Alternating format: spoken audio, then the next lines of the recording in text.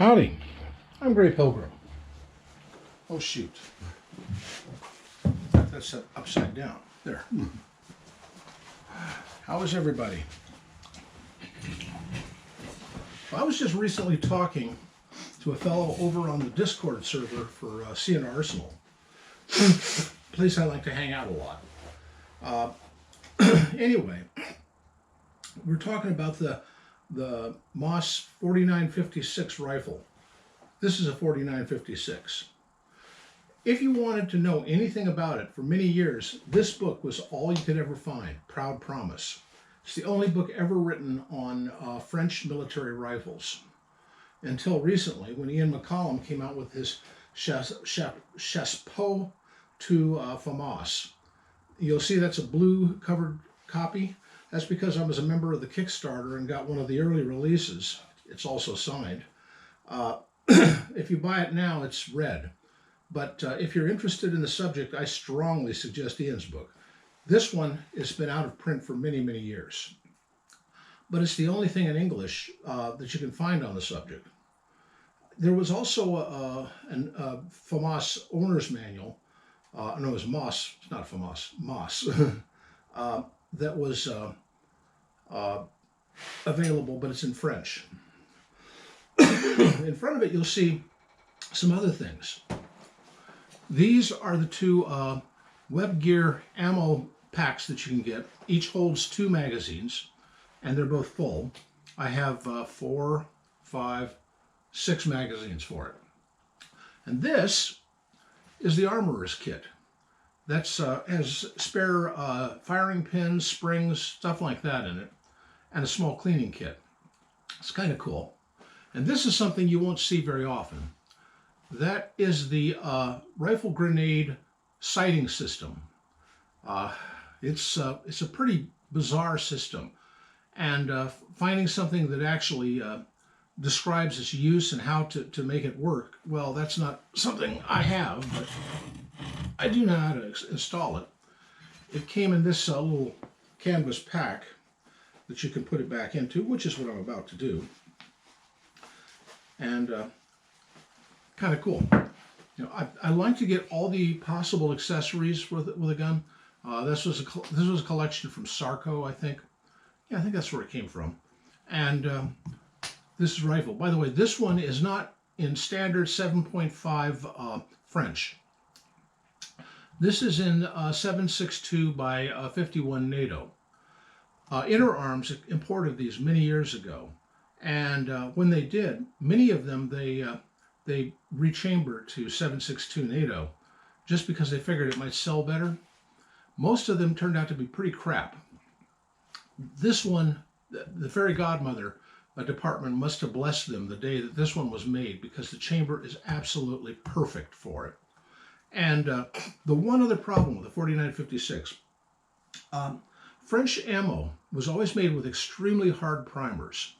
So the way this works is it has a free-floating firing pin in it, and when the chamber comes back and slams, and the hammer slams the firing pin, it goes forward and sets off the round. But the problem is, then the action is so severe when it goes back again. It was tending to double strike primers, because inertia would make the firing pin go back and then forward again.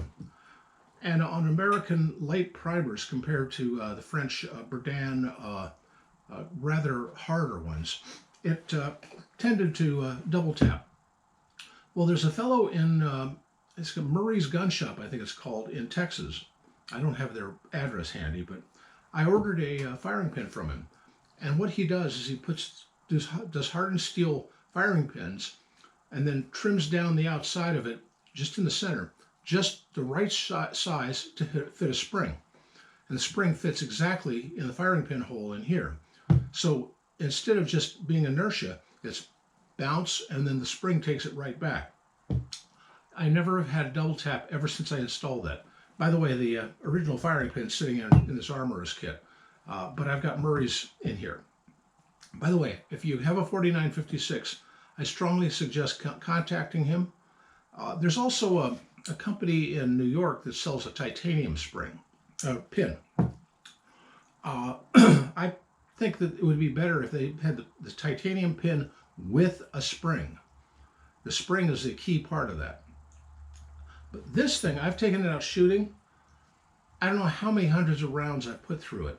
This is just a superb weapon. It just fits me. It just fits. It just works. It's quite accurate. It's much more accurate than I am. I'm blind as a bat, and if I don't take my glasses, I don't see worth spit when I go out to shoot.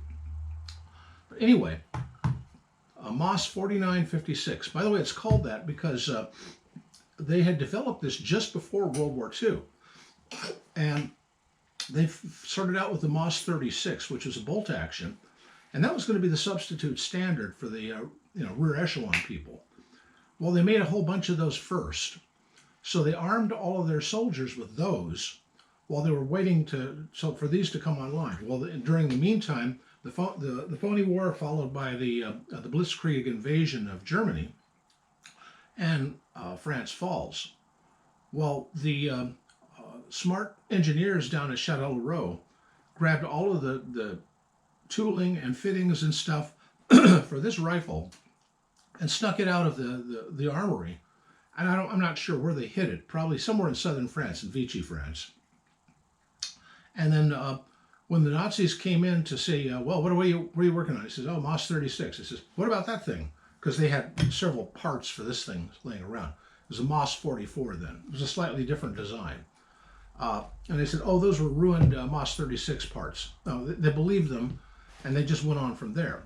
Well, the minute the Nazis were kicked out of France, they hurried the tooling and stuff back up to the armory and started production on this. This is an updated Moss 44. I think there's 2 or 3 of the... Ian McCollum does an excellent video about that. He and also in this book, he describes the process. There's also a description in Proud Promise on it. Incidentally, this particular rifle was what the Germans, they learned all about. Because after World War II, a whole bunch of Waffen-SS guys who really didn't want to get found by the Allied Commission snuck over to southern France and then snuck down to Algeria and said, hey, French Foreign Legion, you need some new hires? And they were right then facing a problem in Indochina and said, sure, we're not going to ask any questions. We'll give you a new name, and if you serve us for 5 years, you get a passport. Sounds like a deal. So a lot of the troops that were down in Indochina were actually World War II Waffen-SS people, whole bunches of them. And this is the rifle the French lost Dien Bien Phu with. Sorry to say. But that was a logistic and tactical clusterfuck. It was a total disaster. And it had nothing to do with the weapon. This was a very good weapon. But and the guys knew how to use it, but the French higher command was just not up to the job. Anyway, now this was used, I think, until the FAMAS. I think this was the rifle before the FAMAS. So it was up until the 1960s or something. I forget the exact date. It's in here. If you want to know more, like I said, read Ian McCollum or go watch Forgotten Weapons. He does some excellent videos on the subject. But I can say from personal experience shooting one of these things, man, it is cool. It is a really good rifle. I think that I haven't shot an M14, but this is semi-auto only, not slug fire. I have shot a Setme, which is the Spanish grandfather of the G3, and frankly, this is a better rifle than the Setme. You know, I've got the Setme is okay, but it uses that roller delay blowback system, and it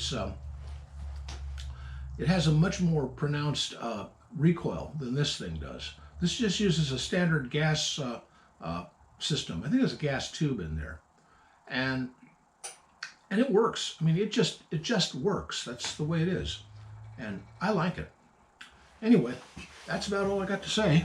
Happy trails.